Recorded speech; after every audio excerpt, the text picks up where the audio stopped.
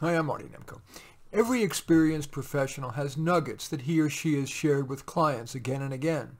It's thus tempting, if only unconsciously, to diminish their importance.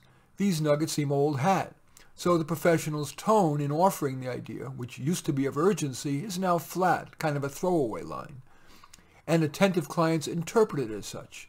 Or, because you're bored of an idea, or with an idea, you might not even mention it. It's old hat to you, but it can be fresh and important to your clients.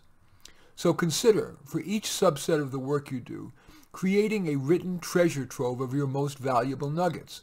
That may both remind you of their existence and that they are nuggets, not throwaways.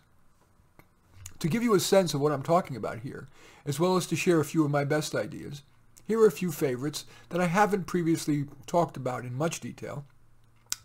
And at the end of this talk, I'm going to tell you about some articles that have links to some other articles that have other of my favorite ideas.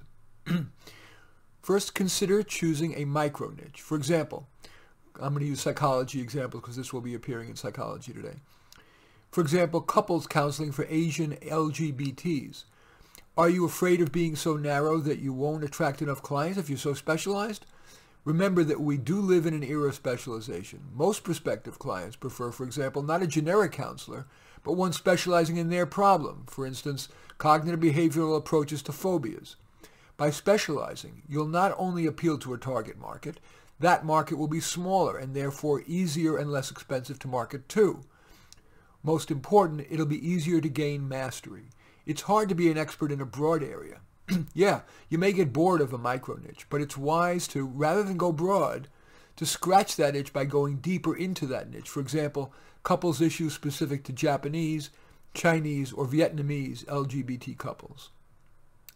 The next tip is customize your training. We tend to be in awe of the university and its professors, so when they tell us to jump, we usually say how high.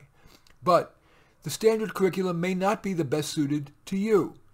Also, surprisingly often, I don't know about surprisingly often. On occasion, let me be understated here. Courses are required not because they're essential for training but for other reasons. For example, at one prestigious university, a powerful statistics professor, meaning he brings in lots of research dollars, wants to teach his cutting-edge research, for example, in non-parametric multivariate analysis. He uses his power to make 5 graduate-level statistics courses required for all doctoral students in his social science program, even though the other faculty know that most of the students would never use that material and would be better trained if they took other courses. This professor held sway. Now, I tell you this in hopes of your replacing your awe of the university and its requirements with a desire to get the most well-suited training possible for all that money and time you're going to be spending. To that end, here are a couple of examples how you might do that. If you believe you would gain more value by substituting a course or two for the required ones, or even creating a custom interdisciplinary degree, ask your advisor or department chair for permission. It'll often be granted. To take the previous example, if your goal is to become a counselor of Asian LGBT couples, you might request that you be allowed to substitute for a couple of required courses and instead take a relevant course in the Asian Studies Department and one in the Gender Studies Department. And if an appropriate course isn't available at that university, I bet there's one at another. Get permission for that. Try to, at least. You may learn more of practical value from your fieldwork and internships than from academic courses. If you don't like the placement you're given, request another, or even find your own and request approval. To take the previous example, you might search out an outstanding counselor of Asian LGBT couples, even if he or she is based far away, and request that your internship be with him or her, even if it is Zoom-based. Another of these tips, moderate specificity in looking for a job. You're told ad nauseum to network. Well, many networkers reach a stumbling block when asked, well, what kind of job are you actually looking for? As is often the case, the people are open to a range of jobs, but if they say that, they can appear desperate or unfocused. Many listeners want to hear a specific goal, for example, psychotherapist on staff for a healthcare system, or of a healthcare system. Such listeners are less likely to want to help if they hear something broad like, well, anything with people and project management in the nonprofit or government space. Yet my clients have generally been more successful if they resist false specificity.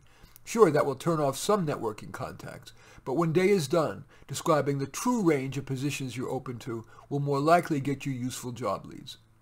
And the final tip I want to share is an example of the kind of things that, you might want to write down or for yourself in your nugget file. Preserve or enhance your conversation partner's self-esteem. Of course, this is relevant professionally or personally. Among the most important communication principles is usually to couch statements so they make the person feel good about him or herself. That means looking for points of agreement and disagreeing sparingly. And perhaps most of all, listening more than speaking, truly listening, and as appropriate, building on what they say or asking a follow-up question. Your nuggets probably have required years to unearth. Treat them not as fool's gold to be tossed about, but as treasures to be inventoried and persuasively bestowed. And as I promised, here are 3 articles I wrote that describe other tips that my clients have found particularly helpful. One is called 11 Communication Musts, so Google that and the name Nemko, N-E-M-K-O, and you'll find it. The second is RAD, R-A-D, which is an acronym. And it's RAD, a way to cope with uncertainty. Again, Google that and the name Nemko. And finally, 3 concepts that good thinkers use. Google that and the name Nemko and you'll find it. In any event, I do thank you for watching. I'm Marty Nemko. I welcome your thumbs up and accept your thumbs down. I always look forward to your comments and especially like you to hit the share button below. Share on your social media so that my efforts can have broader impact. And I am flattered if you choose to subscribe to my channel. And in any event, I do thank you for watching. I am Marty Nemko.